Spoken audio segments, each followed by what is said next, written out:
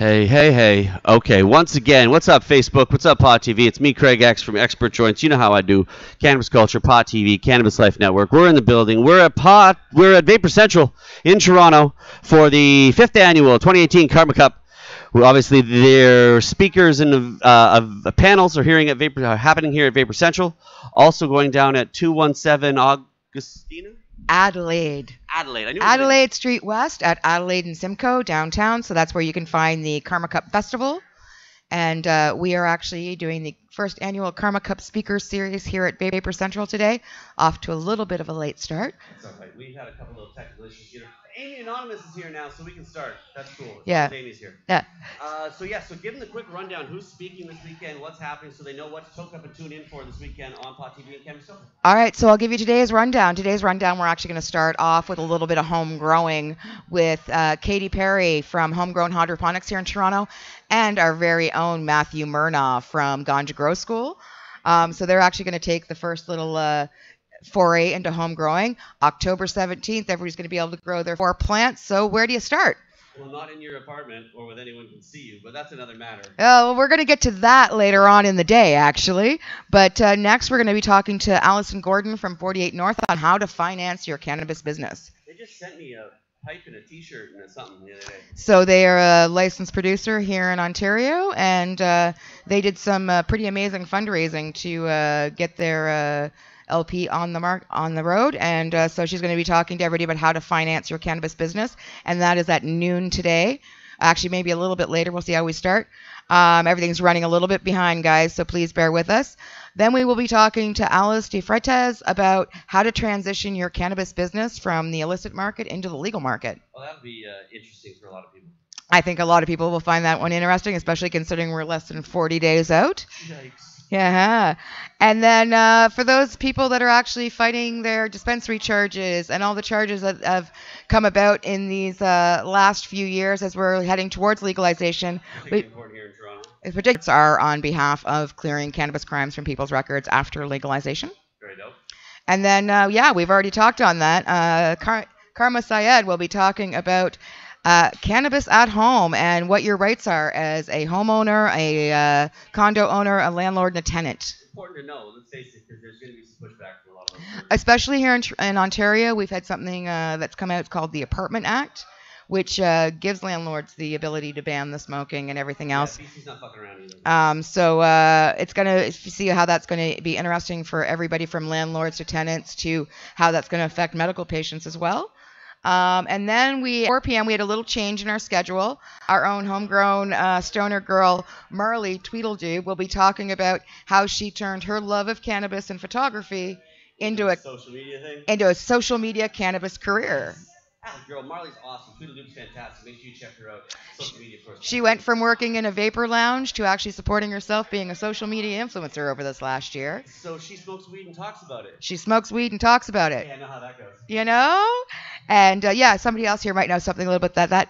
And so that's at 4 o'clock, so you can come spend and celebrate 420 with Tweedledee at Vapor Central. And then just in case you get the munchies, we have Rena from the High Society Supper Club. Cooking with cannabis at 5, right? Cooking with cannabis. And we're not talking about baking with cannabis. Rena makes some of my favorite cannabis edibles. She'll talk to people about doing microdosing dinner parties, which she specializes in here in Toronto.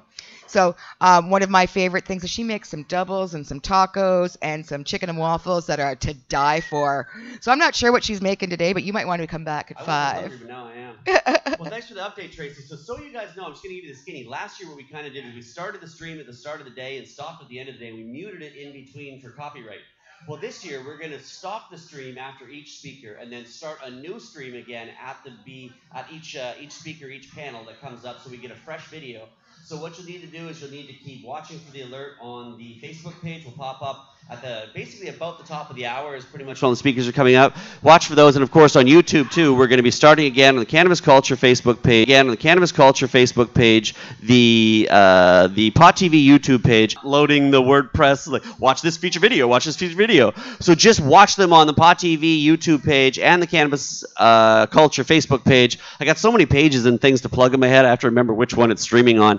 And also, if you're anywhere near Toronto, come on down to Vapor Central here for today and tomorrow. tomorrow, more speakers tomorrow, and come on up to 217 Adelaide Street West. And be down there for the vendors. There's, 60 to 80 vendors down there or something? There's going to be live art. There's going to be live glass blowing. There's music.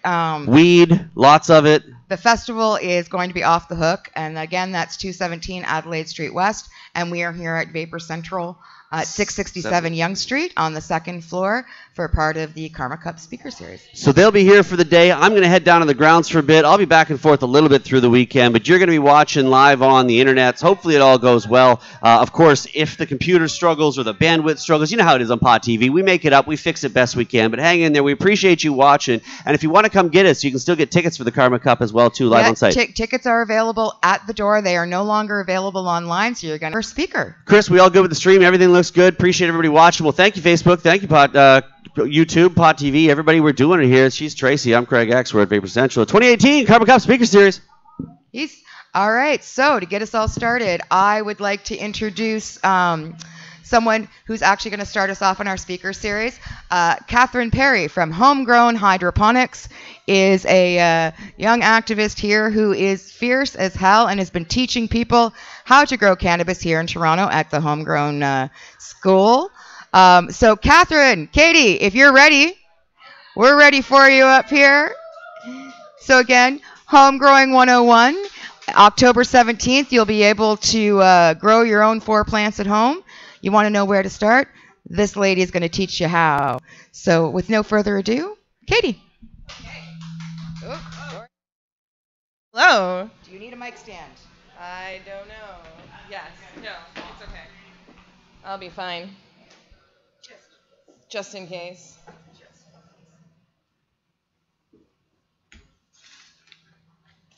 Okay. Testing. Haha, just joking. Oh, God. Okay, keep the mic on this side. Okay, hello, everybody. Is it working? Hello?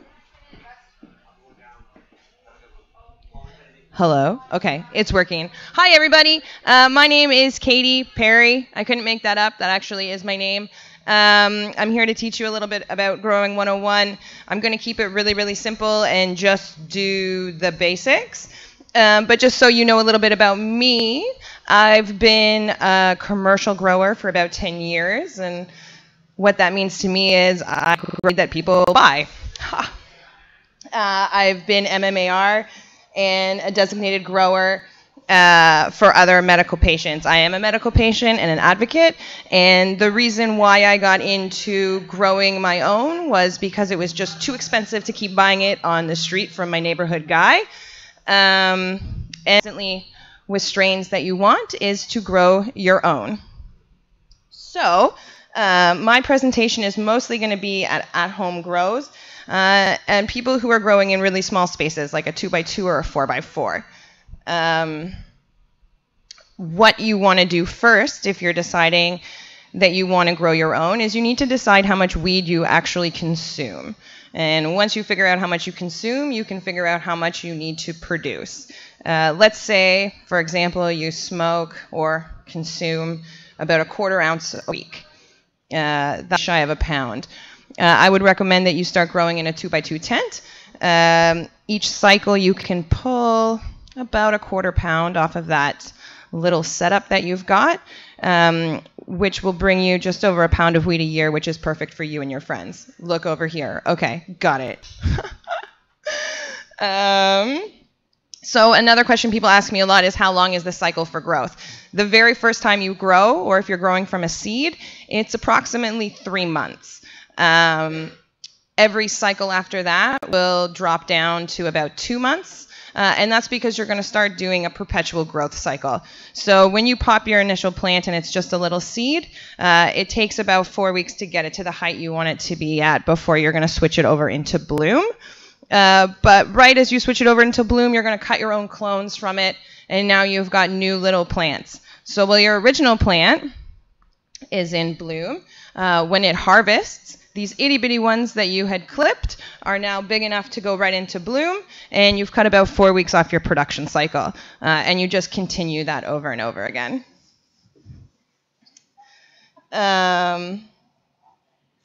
Okay, so Now you've figured out how much weed you need to grow and what kind of space you need. So what do you do next? Well, go look around your house or your apartment for a space that is going to suit your growing needs, whether it's a 2x2 closet or a cupboard. The one characteristic you want to make sure this space has is that you're going to get 12 hours of complete darkness inside of it. If you can't get darkness where you're thinking of setting it up, like your living room, I would go ahead and buy a tent. I think that's the easiest way to ensure it. Why do you need complete darkness? Well, any light leaks at nighttime are going to stress your plant out, and it can even cause a hermaphrodited plant. And you also want to be really careful about the light that your plant gets, because light will trigger the bloom cycle, and you don't want to force your flowers into bloom before they're the size that you want. Okay, so now you've got a space in your house. You figured out how much weed you want to grow. What next? You want to figure out what kind of light you're going to use. In a small space, I would recommend like a 250 watt HPS or a 400 watt HPS. The reason for that is, in my own personal preference, I find the HPS actually work better than LEDs, and they're cheaper to buy on the initial investment that you're doing.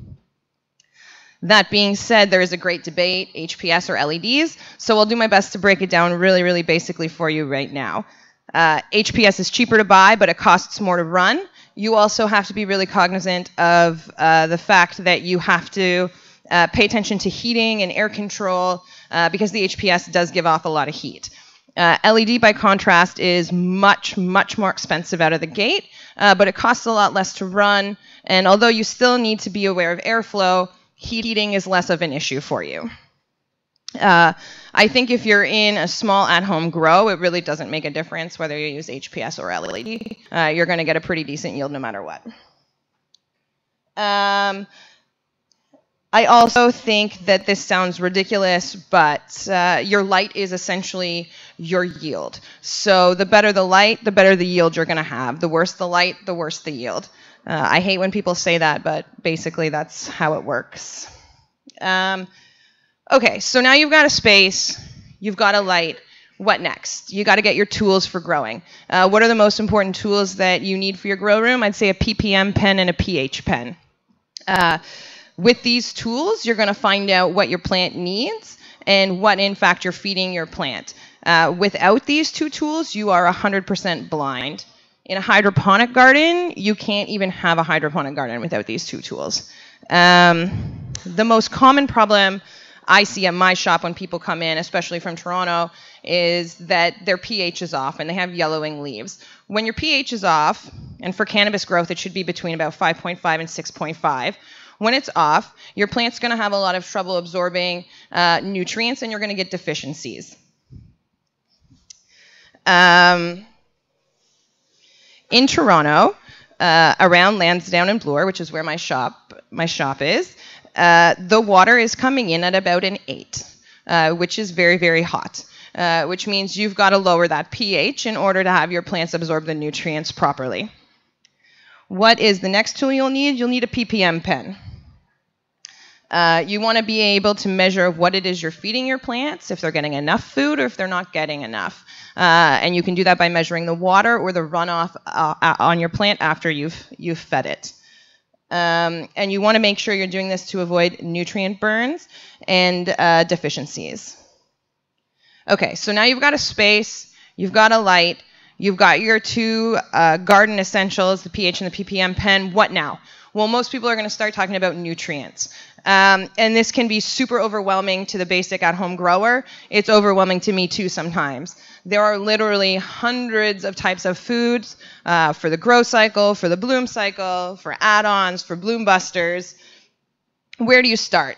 I'm going to try to make it really easy and really basic for you guys, because growing weed isn't hard. Those nutrients are all essentially the same. Every grower will have their own preference. For me, I grow with Advanced Nutrients. I've been growing with them for 10 years. Never had a problem. They have a fantastic customer service line, which as a grower, I run into problems all the time. And they always walk me through whatever's happening in my grow room until I find the solution. They don't actually care if you grow with Advanced Nutrients or not. You can still call their grow line and they'll help you find the problem. Fair warning, the solution is always Advanced Nutrients. So back to the nutrients, what are they? You really want to be aware of the numbers on the bottle. There will be 3 numbers lined out at the bottom. That stands for NPK, which is nitrogen, phosphorus, and potassium. And that's how you know most of the grow nutrients are essentially the same by measuring the bottom. So if you're looking at the differences between nitrogen, phosphorus, and potassium, each one is going to play a different role in the development of the plant. Nitrogen is great for vegging, phosphorus is great for root development, and potassium is great. Just make sure you switch it in the different cycles of your plant and follow the instructions on the back of the bottle. They are almost always correct. Okay, so now you've got a space, a light, tools, and you've kind of got a handle on nutrients. You're not so overwhelmed by them because you know they're all actually essentially the same. Some have better marketing, some don't, but they'll all do the same thing for your plant. What do you do now? Well, I say get a notebook that you can use as a logbook. You want to track everything that you are doing in your garden because let's face it, we're all stoners and we forget things sometimes. So if you want to make sure that you're watering consistently or you're feeding consistently, when you see it in your notebook, you'll know when it's time to do it. It's also great throughout your growing career because you can go back and you can reference different things and different methodologies that you've used and tried, and you can see your results written down in a logbook because, let's face it, sometimes we can't remember what we did last year, let alone a few months ago. Okay, so now you've got your logbook. What do? Get your seeds and get them popping. Excuse me, the genetics that you use are going to play a huge, huge role in your garden. The better the genetic, the better your end product, 100%. If you have fantastic equipment, a great light, a great space, and terrible genetics, you're going to have a terrible, terrible yield. If you have a great genetic and a sort of subpar garden, you're still going to pull out something pretty incredible.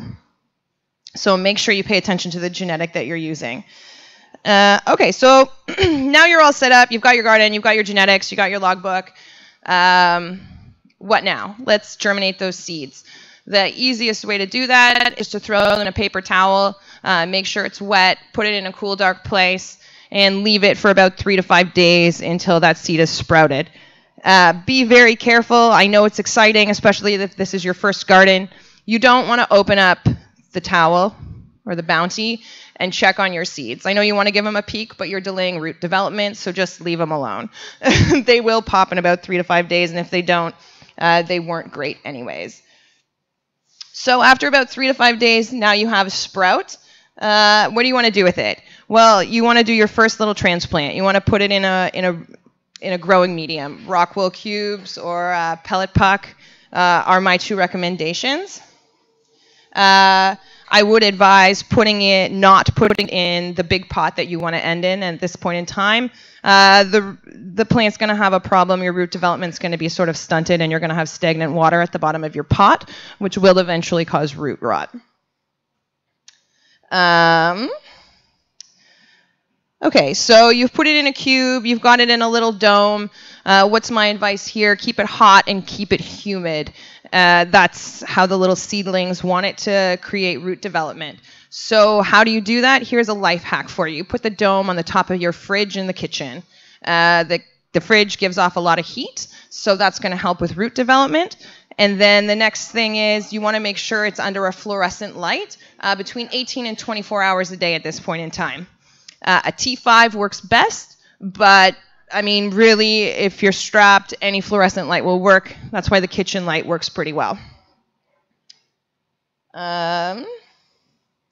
So now you've got your little seedling under there, and it's popped roots. What do the roots look like? Well, if you pick up the grow medium and look underneath, it looks almost like white little worms are coming out the bottom. It looks pretty gross. The first time I saw it, I was like, oh my God, my weed plant has maggots. It didn't. It just had roots, so that was fantastic.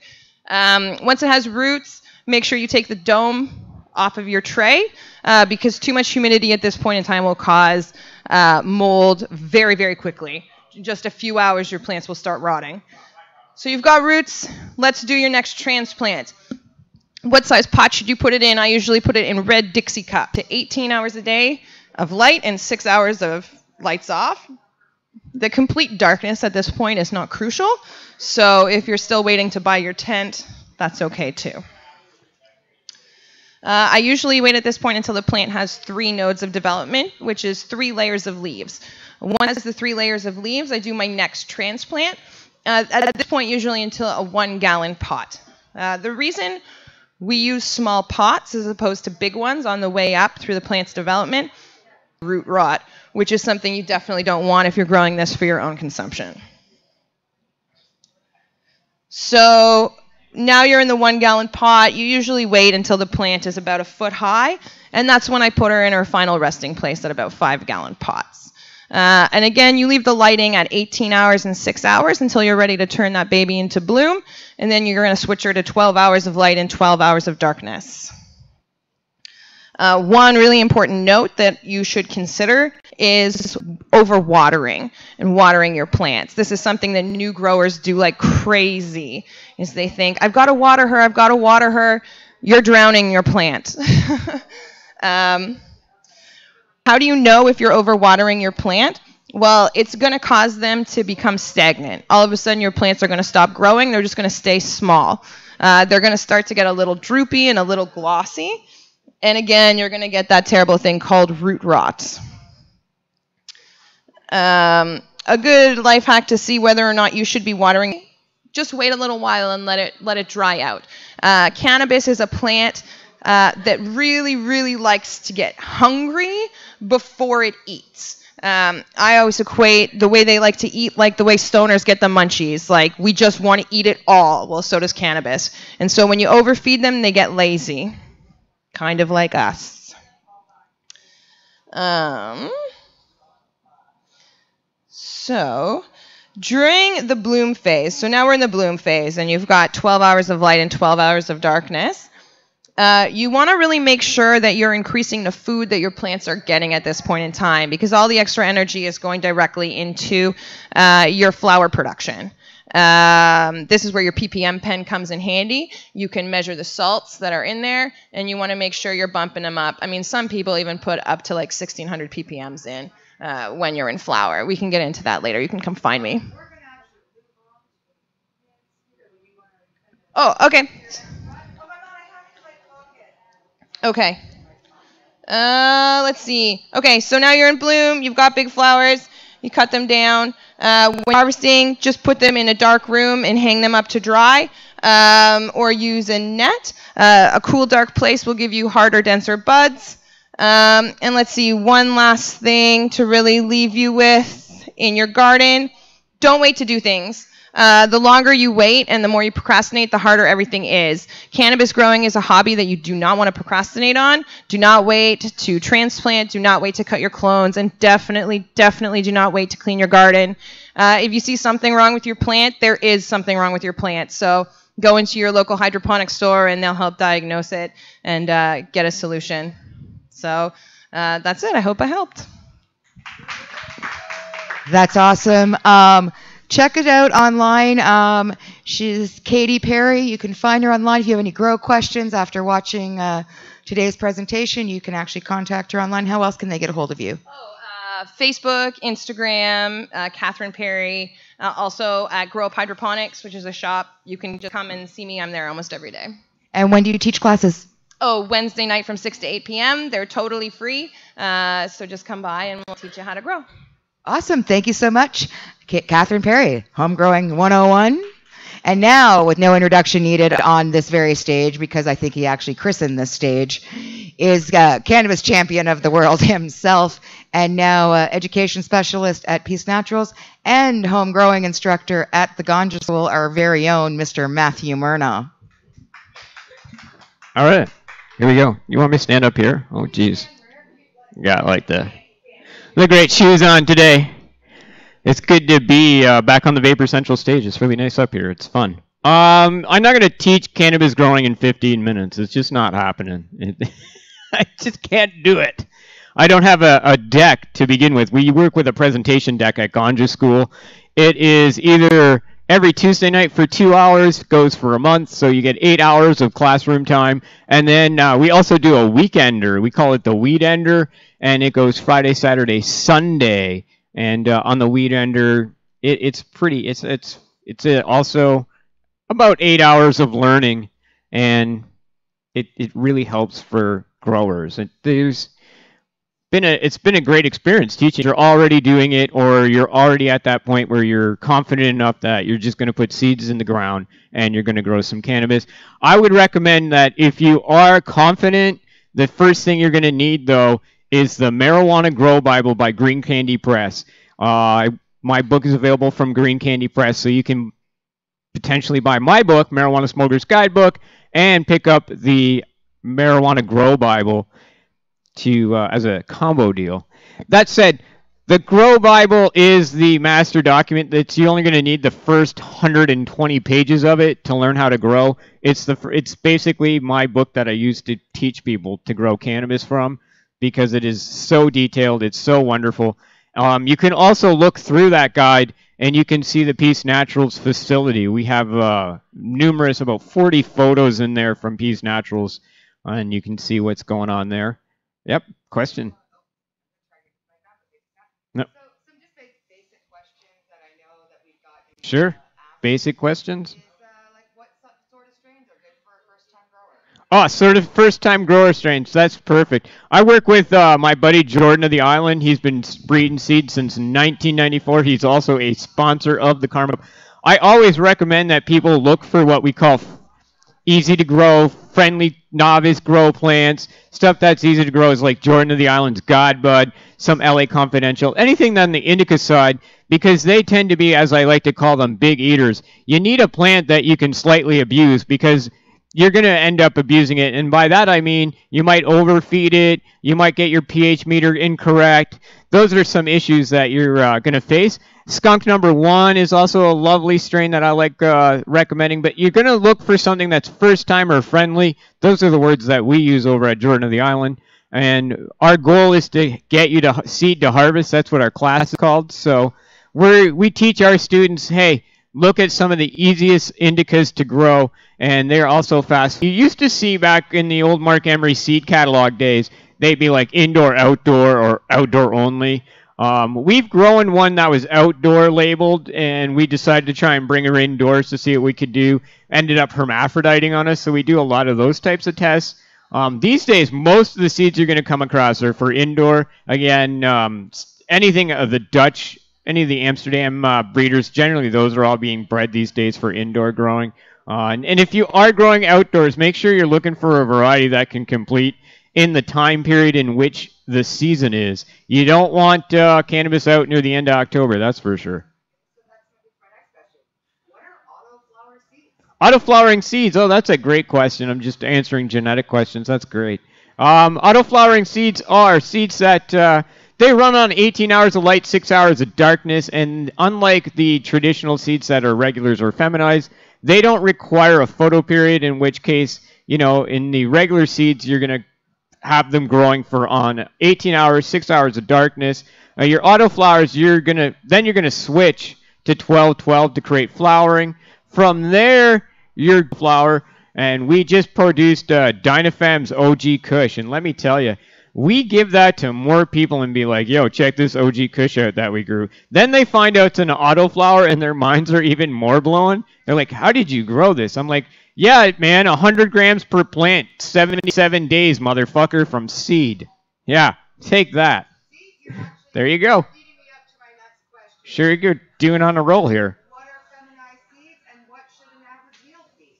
Well, average yield, I don't like really encouraging average yields in terms of like people when they first start out to like put a big number in their head, like I'm going to grow a pound because I got the space and I got the light. I would always aim on the side of caution whenever we talk about our grow classes. We're always erring on the side of like less is more. It's simply because we don't want to give you this big number in your head where you're like, yeah, you should grow a pound there. And you grow like a quarter pound and then you're totally disappointed.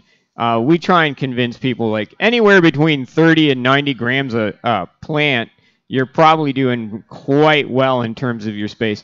And you asked about feminized seeds. Feminized seeds are guaranteed to flower for you. So regular seeds, again, we teach this in the class quite a bit, and we use a lot of sexual connotations in the class in terms of, the male plant. It does have balls. It has ball sacks on there full of pollen, and it will,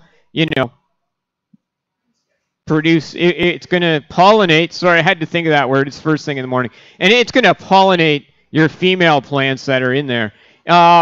It's interesting that they went to feminized seeds because I don't know, I find sexing a cannabis plant kind of easy. I just pull up the photos even this time. I've been growing 20 years now, and I still pull up those photos of sexing a cannabis plant that are online. It's just, yep, those were what ball sacks look like, but I'm going to make sure I know what they look like before I go in there and pull a plant, just to reassure myself.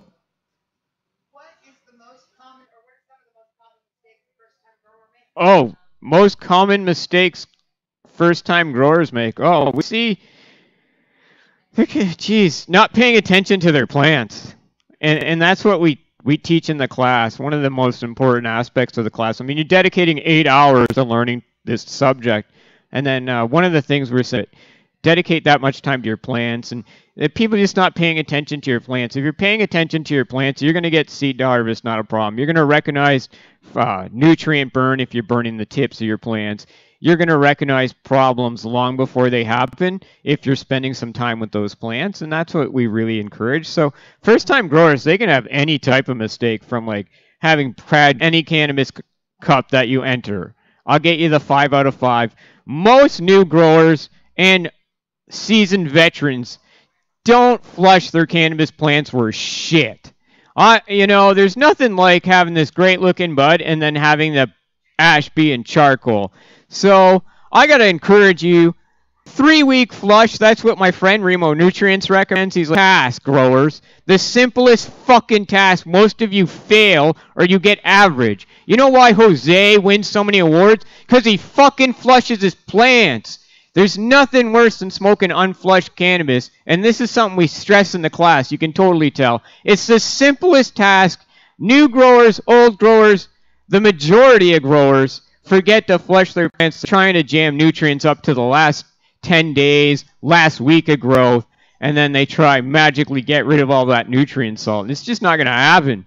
3 weeks, friends. 3 weeks. Get a nice, pure, clean, nice white ash. You know what? That's a 5. You just got 5 points. And in any cannabis competition, trust me, everybody's high on the product that they've smoked, so that everybody gets a good score there. Everybody generally gets a good score for smell and taste. But, man, everybody forgets to flush. That's 2 extra points for you. Two more questions. Here we go. What is your favorite tool or your favorite piece of gear in your toolbox? What should Oh. every grower have? Every grower, jeez. Meters are good. PPM meter, pH meter. The truncheon is nice. Every grower should have. Oh, those are like, every grower's got like their own little toys. I don't have toys. I don't even have a favorite toy. It just does what it does. Actually, you do have a bit of a favorite toy. I'm going to say, so what do you do with your leftovers? Oh, well, the leftovers, that's not a grow room toy. We use the pollinator. Yeah, that's the one thing. I mean, it's not a toy. I mean, like, I'm more like, oh, I got a volcano vaporizer in my chill space and an e-nail and stuff. When it comes to growing's not toys. It's a hobby, like brewing beer or something, where you're just like, yep, going to replace those meters. I'm going to upgrade that. Oh, got to replace that bulb for $100. Oh, yep. Had that ballast for 5 years. Better replace that. Oh, that fan stopped working. Got to call something on Amazon. It really isn't about toys when it comes to growing. If people are talking about toys and, oh, look at all this great shit that helps me grow plants, you don't want to learn to grow weed from that guy. You want the guy that's like, yeah, man, like, you can, like, use a closet and drop some tinfoil down there. I don't recommend you do it, but, yeah. I've been there, man. I've been there. A little Mylar. You don't black, white plastic. Like, we'll help you. Like, obviously grow tents, but, man, if you're on a budget, anybody should be able to grow on a budget of some kind. Like, even if you're going out and you're buying those real crummy green lights that you're trying to produce weed with, like, I'll help you on a budget, because if you can grow some pot, then you're saving money on buying pot, which if you reinvest back into your grow, you're fine. So that's one thing I look at with people. I mean, at Hotbox Homegrown Hydroponics, they sell kits. So they have like the condo kit that's like $500. They have another kit that's $1,000. What I recommend to people is figure out how much money you spend on cannabis in a month, in a year. Like at $500, like do you spend that in a quarter? Like, oh, every 4 months I'm spending $500. Well, maybe you want to buy that grow tent for $500 instead, friend, and save money in the end. Like you would save, like, well, you still got 8 months left of the year, divided by 2. You're saving like $1,000 right there. But don't think that, hey, once I buy the initial setup, I'm good. Usually you're gonna have to replace stuff. Like, oh man, that thermometer stopped, or the temperature stopped working, and humidity and all that. So, like I said, Ganja School is 8 hours. It's designed to get you from seed to harvest. We try and create a really great learning atmosphere where people are encouraged to bring us your questions and bring, a discussion. We work around in a circle. I have a 120-page deck with photos, so you get the deck as part of your graduation. These are things that, to me, I want you to succeed because, like the guy working the board here today, my friend Chris, he took the class and he just handed me 2 fucking sweet nugs. Those are beautiful nugs. And if I get more people just like growing cannabis handing me pot back, I'm a pretty happy guy. And that's kind of my role in the city. I think let's like up our growing game. We'll gladly get you started. The class is $250 this fall. It's a fair price. We've done all the research. Some of the other ones are up to $700.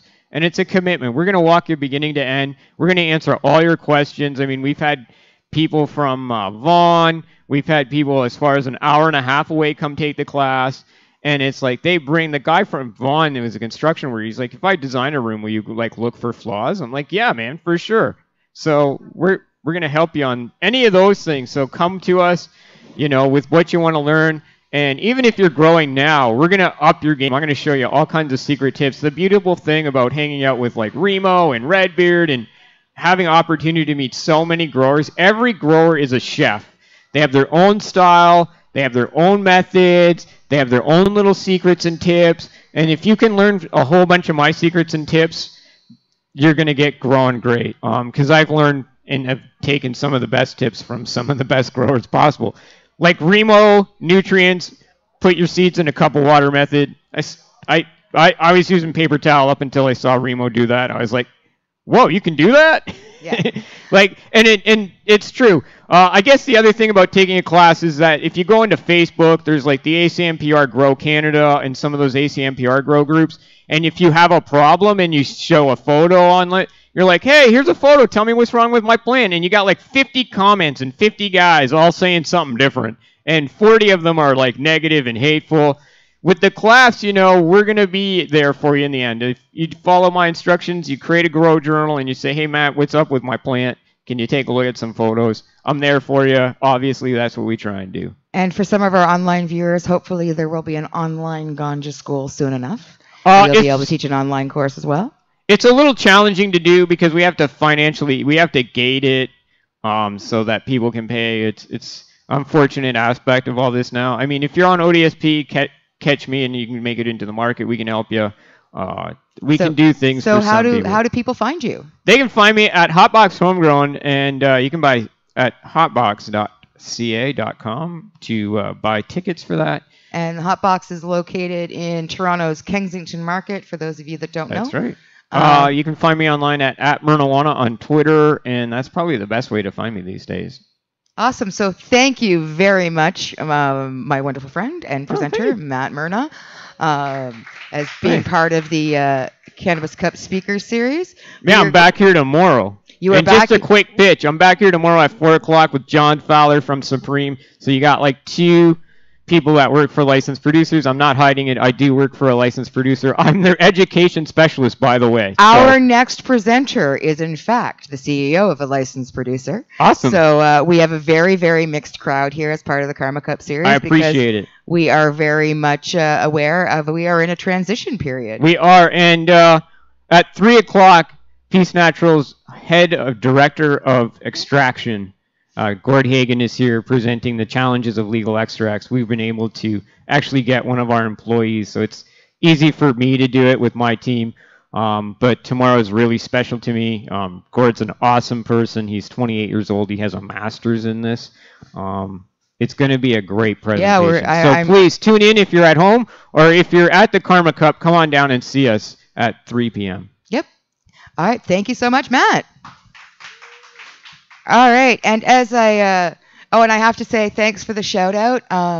Jose, the grower with the great flush, that's my grower. So I'm sure Jose Dominguez will be very happy to hear that you got a shout out for Mr. Myrna. So my next speaker, actually, we're going to skip the break that we had originally had scheduled because we're a little bit behind schedule today because of technical difficulties. It is my extreme pleasure to welcome back to the Karma Cup stage Allison Gordon from 48 North Cannabis Company, recently licensed for production last year as a licensed producer. And she is here to talk to those in the community and those in the room about how to finance your cannabis business. 48 North Cannabis Company raised a lot of funding to get themselves off the ground, and it took a lot of hard work and a lot of dedication. And Allison is going to share with us some of the strategies she used to find that money to make it happen. So thank you very much, and please welcome Allison Gordon. Okay, thank you. Hi, thank you. So I'm trying to think where to begin in all of this. Thank you, Tracy, for those kind words. And I love being part of the Karma Cup. I think it's an amazing event in the city, and the community is awesome in all the support. So I'm happy to be part of it. Yeah, I mean, last time that I spoke here, it was a couple years ago, and I was talking about the opportunity for people and companies who are operating in the gray market to come and be part of the legal market. And so this talk is probably a bit of an extension on that. I mean, one of the things that I think is really important to understand is that with legalization, there's a lot that needs to happen, and that it will take time for all of these opportunities to roll out, like retail and distribution and everything that is required to have a real market. And one of the things that's very challenging for the licensed producers, including ourselves at 48 North, is the regulations around marketing and advertising. So we're really not allowed to do much of that in any official way. And this can really create challenges when we're all trying to create brands and consumer engagement and differentiate ourselves amongst the other licensed producers. And this is where I see and have always seen a huge opportunity for people who are already creating products and brands in the gray market to come in and bring a lot of value. And I think this is one of the biggest opportunities out there for those that are interested. So really the question is, how do you do that? And that's something that a lot of people come to our office and talk to us about, whether they have an edibles company or a vape pen company. They're trying to figure out how they can get into this legal market. Now, one of the biggest challenges around that today is that a lot of these products are not yet part of the program. So as it stands today, you really can only sell flower and this, the extract that's fairly limited. So no edibles, no vape pens, no creams, no cosmetics, the sex oils, all these products that exist here in the gray market or in the US in the legal market, we don't yet have yet. But all the licensed producers like ourselves are getting ready for that and trying to figure out how we're going to differentiate ourselves, how we're going to create these products and brands. And that's where the real opportunity lies if someone is interested in getting into the legal market. So really what I have always said is the most important thing is to talk to as many people as you can. So to come knock on our door and come and sit down and talk to us about what your product and brands are all about. And if there is an alignment and a meeting of the minds, there are a couple different ways that I see licensed producers doing this. One, of course, would be to say, okay, we think you have a great product, IP, the way that you're making your edible or your pen or whatever is something that seems really unique or just something that people are really liking, and you have a great brand, something that we know people are really interested in. So one option is that somebody would license your brand. And in that case, they might give you a flat fee to have exclusivity, because that's one of the things licensed producers are really interested in, is having exclusivity. And I think sometimes people or companies are that are coming from the gray market are used to selling their products all over. But as I said, the licensed producers are really interested in trying to differentiate themselves and have some. You find a partner that you think is aligned with your vision for your company, or aligned with the vision for your products, and what they're doing is something you're interested in, then I wouldn't be scared to say that you're going to work exclusively with them. On a licensing deal, it might just be that, as I said, they're going to pay you a flat fee to have the exclusivity and then give you a royalty on all the products that they create and sell. Now, as I said, right now, they can't actually sell these products. So that's a really big part of this equation, is really deciding when you want to come into the legal market. If you're building a brand, or you have a brand and you want to build it stronger, if you do an exclusive deal with a licensed producer, once they've done that deal, you obviously can't continue selling that product or brand into the gray market.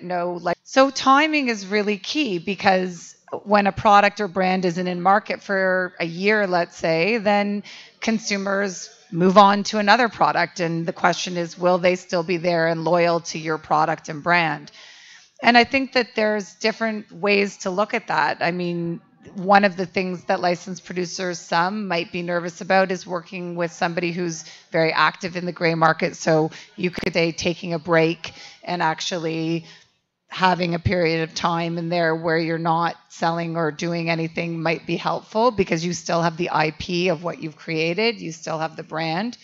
And that's the thing about brands today, is that they can really live anywhere and everywhere. We see this all over the place, where companies create lifestyle brands and then they move into product brands and vice versa, meaning that yes, you may have an edible company with an edible brand. Let's say it's called Edible X. The question is, if you want to, you can build that Edible X brand outside of the sale of cannabis. Maybe it's events, maybe it's content, maybe it's how-to videos, something that keeps your brand active and alive with your consumer, which of course will have value for the licensed producer.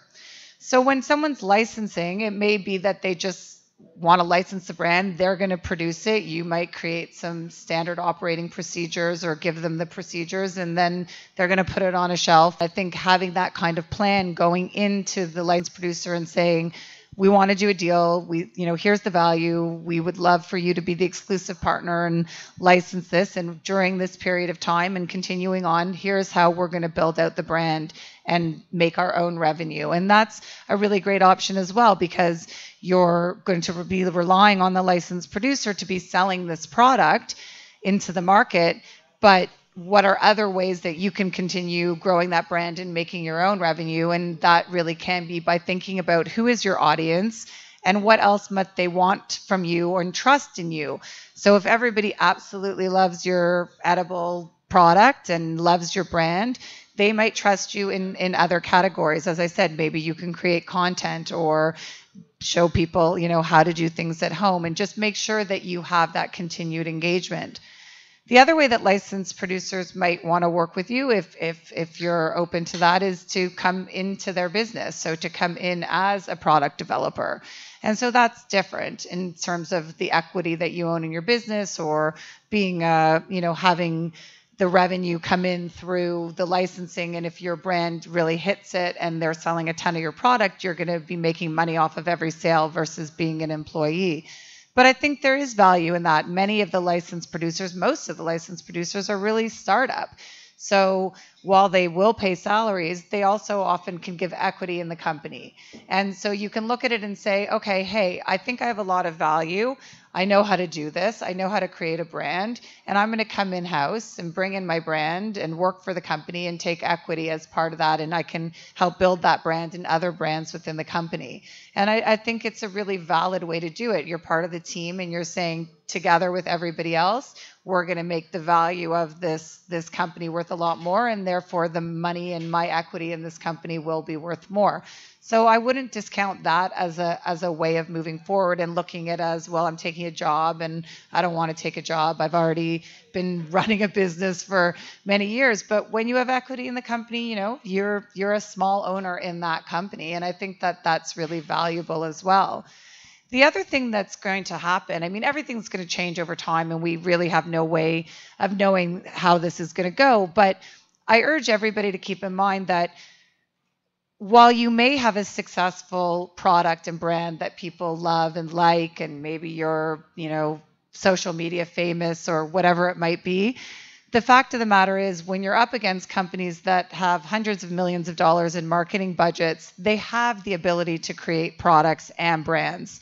While I'm going to wait, I'm sure they'll give out licenses for edible companies in a few years.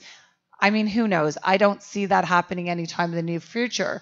So the other thing is that some licensed producers are very open to allowing you to operate out of their facility.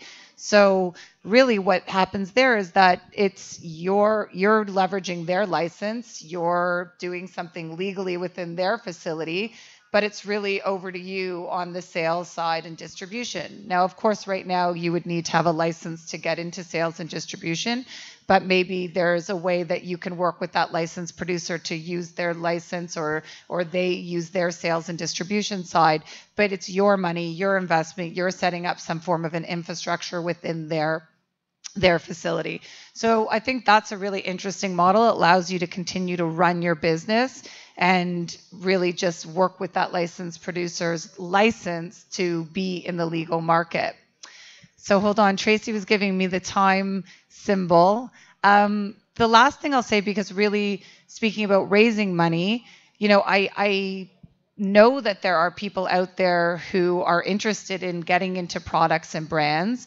And again, if you say to yourself, I don't even want to do this in partnership yet, I want to continue building this, I think there is opportunity to go to investors or some of the investment funds and say, I'm going to be taking this product and brand into the legitimate market.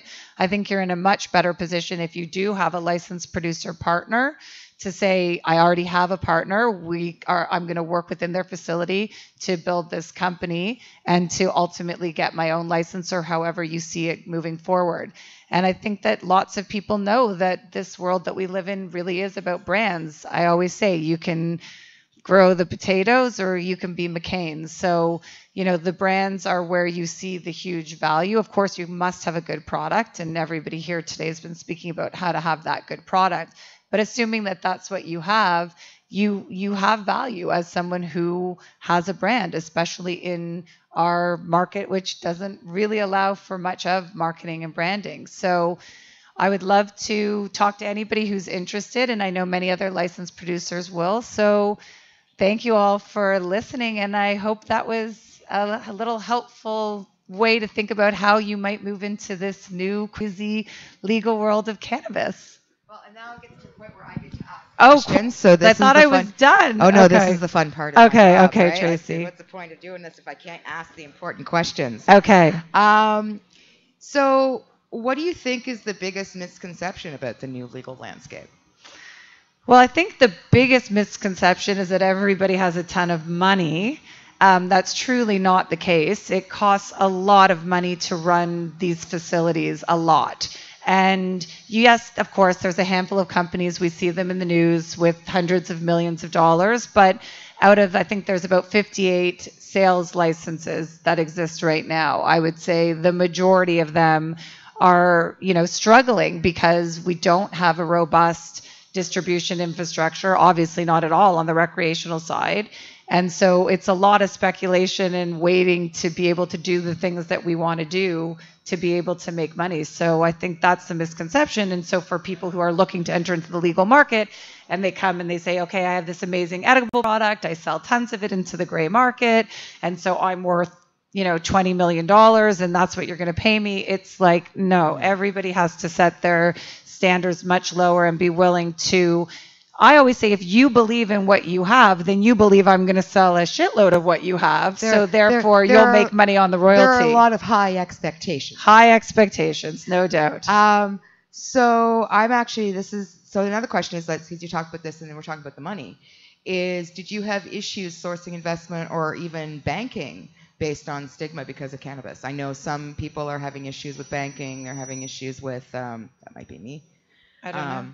They're having issues with banking. They're having issues with sourcing capital. No issues with that for your 48 North at all? No, I mean, look, there's no banking issue, but in terms of raising money, it seems like a never-ending endeavor in some ways because, as I said, you're raising, it costs a lot of money to do what you're doing, and you don't really have a sales channel. I always say, imagine building a business plan where you don't really know who or where or why or how you could actually sell, even in 6 weeks' time. Yeah. So definitely there's ups and downs in the raising of money in the legal market. There's times where everybody's in a frenzy, but it is definitely challenging, and I would say even more challenging if you don't have a license, for sure. So I can't actually let you present without actually bringing it up, but the fact is that you're a female CEO, Yes. 48 North, and you are a female-centric company. Yes.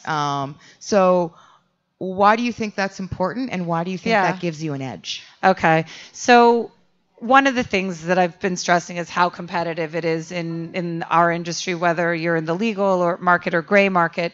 And really, 48 North is not a huge company. So to me, I always think, where is that niche that I can play authentically and that there's a gap? And really, having been in the legal market now since 2013, I have the gap has been pretty glaring. Tracy, you could say the same, that there is very few women in the legal industry. It's changing a lot and quickly over the past year, but in 2013, 14, 15, 16, even 17, most of the meetings I'm in are men, everything's men. And I'm a cannabis user and have been for longer than I can remember. So it kind of hit me, which is like, why is nobody speaking to me? Like, I am the biggest consumer. Women are huge consumers. And I just said, responsible for 85% of the household purchases, just in case anyone forgot. Or 93% of over-the-counter medications. I mean, if you think about who buys for the children, their parents, themselves, their husband, and women use cannabis. I never understood this. I mean, we're all, there's big talk of the industry 2.0, it isn't about Cheech and Chong and all of that stuff. But to me, I still say that representation, I can't even think of on the level of a Cheech and Chong or a Snoop Dogg, a woman represented in any way. So for me, I think women are really going to reward companies who are authentically working with them. And one of the things that there was an article in the Globe and Mail that was saying, do women need their own cannabis, and sort of slagging on this idea. And I just want to say that's missing the point completely. I mean, yes, there might be certain unique products like maybe menstrual cramp supplements or whatever, but nobody's saying there's a whole different set of genetics or way of growing. It's really like anything else. How do you target that consumer, make it in ways that appeal to them? In the same way in prohibition has affected women differently. Legalization will affect women differently, as far as I'm concerned. Prohibition affected women in ways that they had to fear losing their children. They had to fear the social stigma. Women had a lot more to fear. Upon an arrest, a man doesn't have to also worry about being sexually assaulted. There's a number of stories over the years about women's issues with prohibition. I think there's going to be a story for women under legalization as well. And I would like to thank you for helping author that. Well, no, please, whatever you'd like to say. No, I was going to say that, people, I often get asked, why are there not more women? And I do believe that under prohibition, it was much more difficult for women to come out and acknowledge that they were cannabis users, cannabis growers in the industry in any way, shape, or form. But even just on the consumer side, even if they weren't, part of the business. Consumers are a part of the business of cannabis. So I always like to say that too. But it was more difficult for women, as you said, if they were going through a divorce, there could be child issues. So I think that as the industry evolved into the legal side of it, it was harder for women also to take that type of career risk. Women are often responsible for their family, and this industry is still, and especially in 2013, very risky, while not risky for jail, risky for in terms of, getting a paycheck because of the startup side. So I do think that that's the issue now. And for myself running, a public company, I don't have any role models of women, never mind cannabis or outside, really that this language is something I've had to learn completely from the ground up. And it really hit me that I have a ton of amazing, successful female friends who are killing it in their careers, but it's not in the public company sphere, in which, so I don't even, understand aspects of this. And that to me is amazing. I mean, I was doing a PhD, I'm an educated woman. This language is completely foreign to me. And just to put this out there for those of you that are watching and that don't know, the Karma Cup itself is actually produced by a woman by the name of Sarah Sunday. Yes, Sarah's amazing. Karma Cup Speaker Series was produced by me. So and Tracy's amazing so too. We do have women. And so the fact is that we do have a lot of women in this industry, but what we have is a lot of women in the industry that are doing the work, not the talk. Does it sound familiar? Of everything? Yeah, I and that I always say as well, and I hope I was clear in what I was saying to you, Tracy, is I'm talking about the legal regulated market, and I have no doubt, and I know that there are many, many, many, many women working in this industry. The question is trying to get everybody to come into this side. And that's why we're glad to have you, and we're glad to have our next speaker so we can talk about how all of those women can transition into the legal industry and how you can transition your business as well. So thank you very much, Allison. Thank you to Sarah. For being part of our speaker series. And we're going to take a short 10-minute break while we do some technical readjustment, and we'll be back with our next speaker. Stay tuned.